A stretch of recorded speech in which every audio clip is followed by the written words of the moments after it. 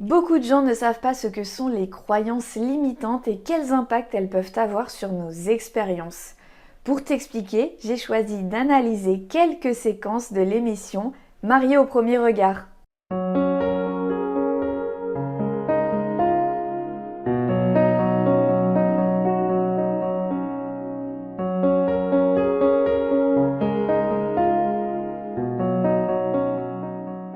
Dans cette émission pour trouver l'amour, des psychologues, sexologues et thérapeutes de couple proposent à des candidats hommes et femmes d'effectuer une série de plusieurs tests. À l'issue de ces questionnaires, les experts font des analyses et tentent de trouver des compatibilités entre les candidats. Si une compatibilité existe entre deux personnes, elles sont invitées à se marier au premier regard, c'est-à-dire qu'elles ne se découvriront que le jour de leur mariage. J'ai choisi de te montrer et d'analyser quelques séquences car cette émission est un excellent exemple de l'impact des croyances limitantes sur nos expériences et sur les choix que nous faisons.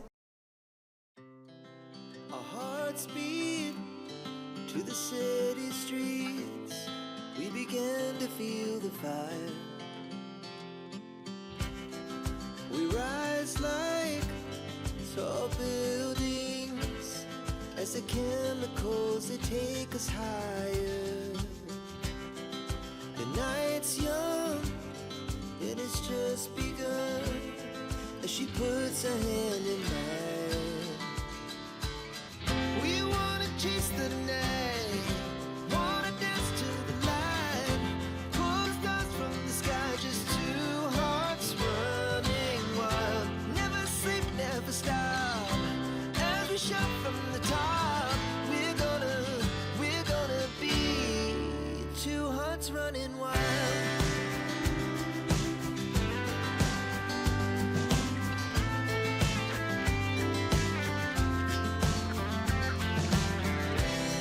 Now the morning is the afternoon. We lay awake in bed. The laughs so loud as the hours pass. We're gonna do it all again.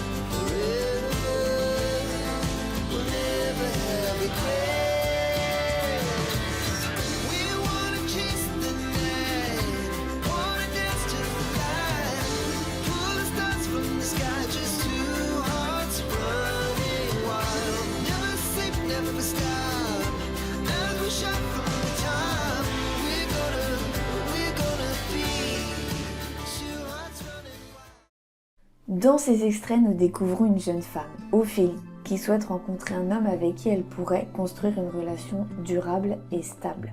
Elle a déjà eu des relations, mais celles-ci n'ont pas été à la hauteur de ses espérances.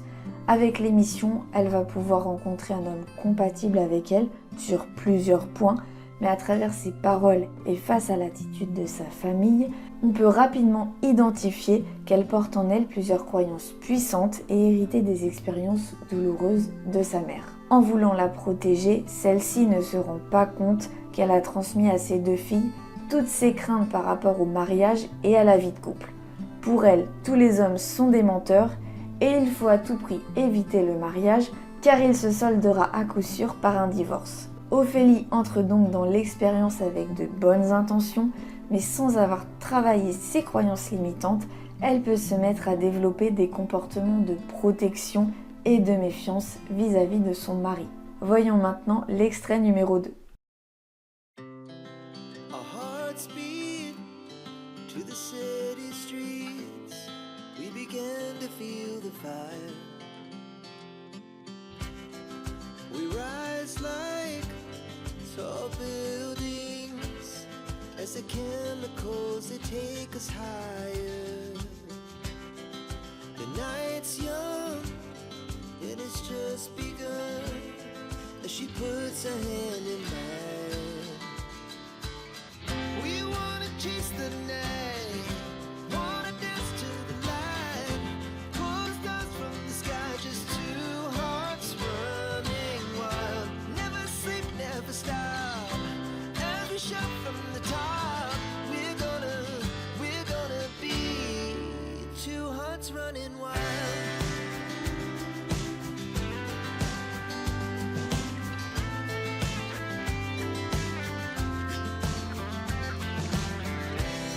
Now the morning is the afternoon. We lay awake in bed.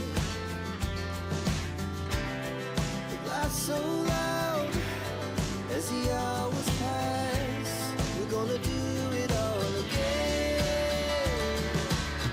We wanna chase the night, wanna dance to the light, pull the stars from the sky, just two hearts running wild. Never sleep, never stop, as we shout from the top. We're gonna be, we're gonna be two hearts running wild. Dans ce second extrait, nous découvrons Tracy qui nous raconte son enfance difficile durant laquelle elle a été arrachée à sa mère et placée en famille d'accueil. Ces expériences traumatisantes vécues très jeune ont fait naître chez elle des croyances limitantes du type « je ne suis pas digne d'être aimée » ou « je n'ai pas le droit à l'amour ».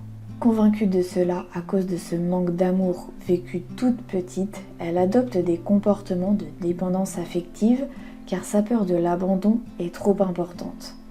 Sans travail sur ses croyances profondes, elle risque à nouveau, une fois mariée, de remettre en place ses automatismes de dépendance pour ne pas risquer une nouvelle blessure. La vie ne lui ayant jamais montré le contraire que l'abandon et les relations toxiques, elle arrive dans cette aventure avec une grosse carapace et beaucoup d'appréhension. Voyons maintenant le troisième et dernier extrait. Our hearts beat to the city streets. We began to feel the fire. We rise like tall buildings as the chemicals they take us higher. The night's young, it has just begun as she puts her hand in mine. We wanna chase the night, wanna dance to the light, pull the stars from the sky, just two hearts running wild. Never sleep, never stop, as we shout from the top. We're gonna be two hearts running wild.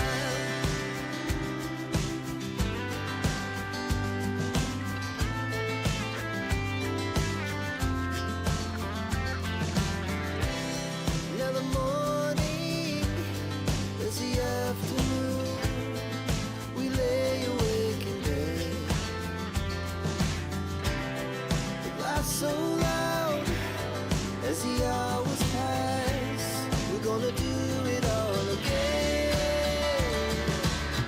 We wanna chase the night, wanna dance to the light, pull the stars from the sky, just two hearts running wild. Never sleep, never stop, as we shout. Dans ce troisième extrait, nous découvrons Alice, une femme belle et rayonnante mais qui souffre de complexes liés à ses problèmes de poids qui la font souffrir depuis l'enfance. Malgré de bonnes intentions pour trouver un partenaire qui l'aimera telle qu'elle est, ses croyances limitantes sont bien trop puissantes. Elle est convaincue de ne pas mériter l'amour, de ne pas être jolie, pas aimable, ni attirante.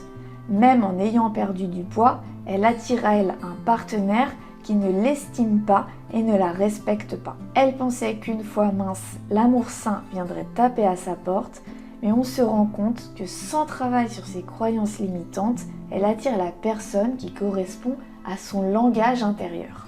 Elle entre donc dans l'expérience mariée au premier regard avec les mêmes croyances et attend clairement que son futur mari vienne apaiser ses craintes et la rassurer. Sauf que ça marche rarement dans ce sens-là.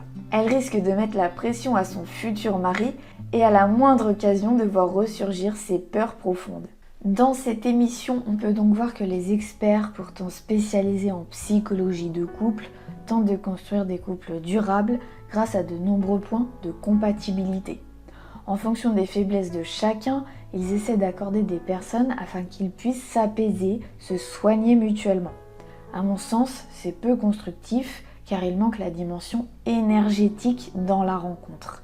Lorsque l'on rencontre un partenaire, c'est avant tout la dimension énergétique qui nous fait rencontrer cette personne bien avant même d'avoir échangé avec elle. Le partenaire avec qui nous avons envie de nous mettre en relation est toujours le bon à l'instant de cette rencontre car les énergies sont alignées. Les experts partent donc du principe que plus ces personnes auront des points communs en termes de personnalité, de valeur ou de psychologie, plus le couple aura de chances de réussir. La dimension énergétique est totalement écartée car impalpable, mais bien plus impactante et importante. Évidemment, l'émission est conçue avant tout pour faire de l'audience, donc ils ont tout intérêt à choisir des profils qui ont particulièrement souffert et les laisser se dépatouiller avec toutes leurs limitations. Mais de façon plus globale, le mécanisme des croyances limitantes concerne tous les êtres humains et est bien réel. Au fil des épisodes, les experts parlent régulièrement de croyances, mais visiblement, ils ne disposent pas d'outils à proposer aux candidats pour les aider à transformer leur perception. Tous pensent que c'est la rencontre avec une personne compatible psychologiquement qui va les aider à neutraliser les croyances négatives sur eux-mêmes et sur l'amour. Cela peut fonctionner sur certains cas, mais pas pour tous. C'est la croyance qui crée la projection et non l'inverse. Le problème aujourd'hui, c'est qu'on ne parle pas des solutions qui existent pour changer ces croyances. On a la sensation que c'est une fatalité, qu'il faut vivre avec toute sa vie et que c'est l'extérieur, en l'occurrence ici un partenaire, qui va nous aider à les changer. C'est faux. Si on s'intéresse un minimum au sujet, il existe de nombreuses techniques qui permettent de reprogrammer son cerveau, comme la répétition de nouvelles croyances positives, écrire ses croyances ou encore visualiser dans sa tête. Mais toutes ces techniques prennent énormément de temps et ne sont pas toujours efficaces sur les croyances très résistantes. Aussi, je vois mal les experts préparer les candidats en leur faisant répéter des croyances positives pendant 3 mois avant de commencer l'émission. Aujourd'hui, il existe une nouvelle méthode encore très peu connue qui permet de transformer en quelques minutes les croyances limitantes. Cette méthode, c'est Psyché. Avec un travail d'équilibration, on peut complètement changer la façon dont on se perçoit et dont on perçoit une situation. Je serais curieuse de voir ce que ça pourrait produire sur ces 3 candidates et cela pourrait être un outil formidable à mettre entre les mains des experts de cette émission. Si tu souhaites en savoir plus sur la méthode Psyché, je t'invite à visionner les vidéos que j'ai réalisées sur ce sujet en cliquant sur le lien en haut à droite ou à me laisser tes questions dans les commentaires. J'espère que cette petite analyse t'a plu et t'a donné envie d'en savoir plus sur la méthode Psyché et sur mes différents programmes d'accompagnement. Pour retrouver ces programmes, t'inscrire à ma liste email et télécharger ton e-book pour commencer à manifester l'amour dans ta vie, tu peux retrouver toutes les informations directement en barre d'infos sous la vidéo. N'oublie pas de t'abonner à la chaîne si ce n'est pas déjà fait et je te retrouve très bientôt sur Marge au coton. Des psychologues, sexologues et thérapeutes de couple. Si une compatibilité... Oh putain. Elles sont invitées à se marier au premier... Putain, mais c'est pas possible. Et qu'elle t'a donné envie d'en savoir plus sur la méthode